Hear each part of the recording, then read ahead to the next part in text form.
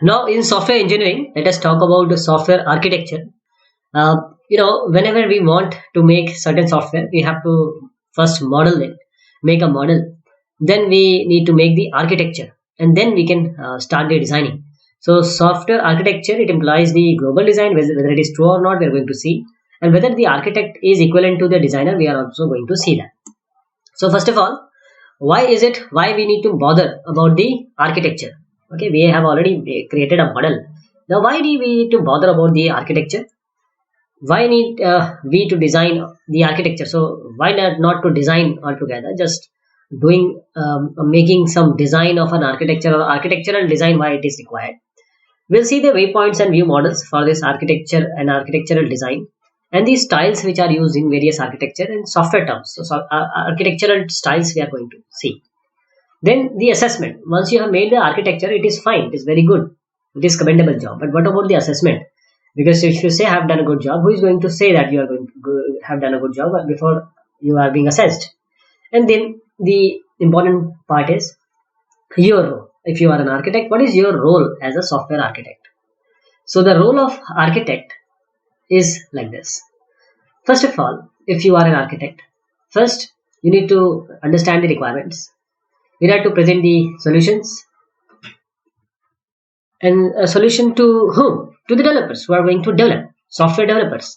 So an architect who is going to understand the requirements first, and he will make an architecture and provide solution to the developers. This client and user, they are going to assess the appearance and behavior of what you have made. First of all, architect will create an architectural design, that this is the framework. Now, what kind of windows you are going to use, which doors you are going to place. So actually you create an architectural design which visualizes some appearance and behavior of the final product. And now the architectural design also prescribes the construction and cooperation. The developer then assess the construction and cooperation. So this is the task of an architect. You just understand, you are making a building or a project. So the architect in that particular scenario is equivalent to the architect who is going to make or build the software or make a baseline for those who are going to actually build the software. So you have to make or architect or architecturalize in such a way that the other people who are going to make it realize, they make it good. So pre-architecture lifestyle, in this you have requirements first, then you check for the quality, then agreement. So requirement and quality in agreement, and then the development. So these requirements are of course stakeholders dependent. The characteristic is iteration mainly on the functional requirements, what is required out of the software. And in this architectural design, few stakeholders are involved, and there is no balancing of functional and quality requirements right now. So this, if we add the architecture, the easiest way is to add architecture with detailed design and implementation, and then the development can take place. Architecture in the lifestyle, of course, you have requirement, design, architecture. Stakeholders are now many, and then agreement and the development. So in this case, the characteristics are iteration on both functional and quality requirement now, and various stakeholders are involved. So now there is a balancing between a functional and quality requirements. So why is architecture important? Why do we need it?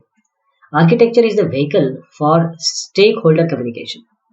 Architecture manifests the earliest set of decision or design decision. That is, the constraints on the implementation, it dictates the organizational structure, it inhibits or enables the quality attributes. So architecture is a transferable abstraction of a system, that is, product lines they share a common architecture. It allows for a template based development and also the basis of what training needs to be imparted. So where did it start? In 1992 by Perry and Wolf, 1987 by Jackman, 1989 by Shaw, 78-79 by David and program families, 1972 by Dijkstra and program families, 1969 by NATO Software Engineering Conference. So in this, they said it came out that I think we have something in addition to software engineering, and this is the subject of software architecture. Architecture is different from engineering. So software architecture, what is the definition of software architecture? The architecture of a software system defines that system in terms of computational components, and interaction among those components. So architecture of a software system, it defines the system in terms of your components, computational and components, and their interaction among these components. So you have various components and their interaction among themselves. This is the software architecture. This is from Shaw and Garland software architecture perspective. Software architecture, you have a statement, then the procedure, then you have a module. Statement, then procedure, then module, and then the pattern, that is a design pattern, and then finally you make the architecture. So let us take another definition. The software architecture of a system is the structure or the structures of the system which comprises software elements, the externally visible properties of these elements, and the relationship among them. So software architecture is all about the components and the relationship among the components, and also the structure of a system which comprise software elements. So software element, the externally visible properties of these elements, and the relationship among them. So relationship or coordination or relationship between components and the software elements, these are the part of software architecture. This is from Bas Cleme and Kasman, software architecture in practice. So software architecture, it is a very important issue. Very important issues are raised in these definition of software architecture. So you can have multiple system structures. So externally visible, that is observable properties of the components. And the definition will not include the process, the rules and guidelines, and the architectural styles right now. So architectural structures, these are module structure, conceptual or logical structure, process or coordination structure, physical structure, usage structure in architectural structure, and call structure, data flow, control flow, class structure. So let us take one more definition. Architecture is the fundamental organization of a system embodied in its component, their relationship to each other and to the environment, and the principles guiding its design and evolution. Again, architecture is the fundamental organization of a system embodied. You are talking about a system, and this definition says that this system is embodied, means has various components, their relationship among each other and to the environment, and environment means external environment, and the principles guiding its design, their design and evolution. This is IEEE standard on the recommended practice of architectural descriptions. So architecture is conceptual. Please understand, architecture is conceptual. Architecture is about fundamental things, basic things. So architecture exists in some context with respect to the software and the making of software. The other points of view also. Architecture is a high level design. Architecture is the overall structure of the system. Architecture is the structure including the principles and guidelines governing their design and evolution over time. Architecture is components and connectors. So what about software architecture and quality now? The notion of quality is central in software architecting. When we are into architecture or architecting, we need to consider the quality. So a software architecture is devised to gain insight in the qualities of a system at the earliest possible state. Some qualities are easily observable by execution, like performance, security, availability, functionality, and usability. And some are not observable by execution, like modifiability, portability, reusability, integrability, and testability. So why we bother? Again, architectural design, viewpoints in view model. We have seen this architectural style, architecture assessment role of a software architecture. So in this this attribute driven design, we are just continuing the concept. We choose model to decompose. We redefine the module. That is, we choose architectural drivers. For example, as we said, quality is a driving force. We choose pattern that satisfies these drivers, and we apply this pattern, and we repeat these steps. So let us take an example, add iterations. For example, top level means usability, which is giving rise to separate user interface, which is giving rise to 3-tier architecture. So lower level, within the user interface, we talk about security, that is, we need to authenticate the user. And at lower level, within the data layer, availability is there. So active redundancy is what we are expecting. So let us have a generalized model. We understand the problem, we solve it, we evaluate solution. This is the global workflow in architectural design. What happens here is, This is the architecture. So we evaluate the result.